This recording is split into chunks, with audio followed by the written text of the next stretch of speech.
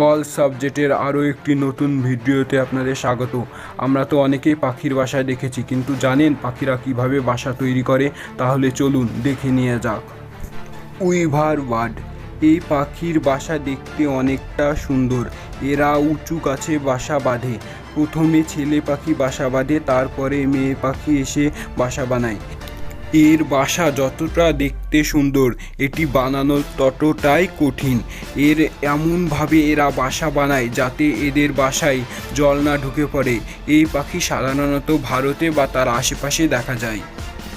এরপর রয়েছে সোসিয়েবল weaver bird. এরা মানুষের মতো এক জায়গায় ঘর বাঁধতে ভালোবাসে। এরা এক জায়গায় 100টি ঘর বানিয়ে ফেলতে পারে। এরা শুকনো ঘাস ও খড় দিয়ে বাসা বাঁধে। সাধারণত এরা গাছপালা ও ইলেকট্রিকে বাসা বাঁধে। এরপর রয়েছে গ্রেট হর্নবিল। এই পাখি সাধারণ নেপাল, ভুটান, ভারত ইত্যাদি পাওয়া যায়।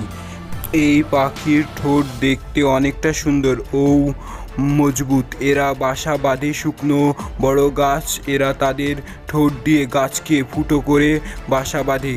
সাধারণত এই পাখিটি একটি চমৎকার পাখি। এরপর রয়েছে ইঞ্জিনিয়ার বার্ড। এই পাখি সাধারণত আফ্রিকাতে দেখা যায়। এই পাখি আর্জেন্টিনার একটি জাতীয় পাখি। এরা তাদের বাসা কাদা ও খড় দিয়ে বানায়। এদের বাসা বানানোর জন্য কঠোর পরিশ্রম করতে হয়, এই জন্য এদের বাসাটি দেখতে অনেকটা সুন্দর হয়, তাই এটি একটি বিখ্যাত পাখি।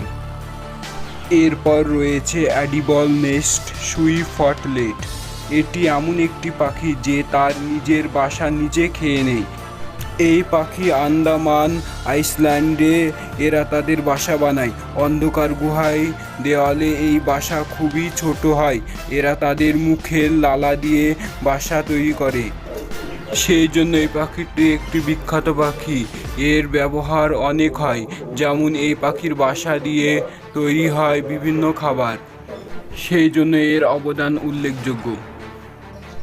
এই ছিল আজকের ভিডিওটি ভালো লাগলে লাইক, কমেন্ট, শেয়ার করুন ও চ্যানেলটি সাবস্ক্রাইব করুন।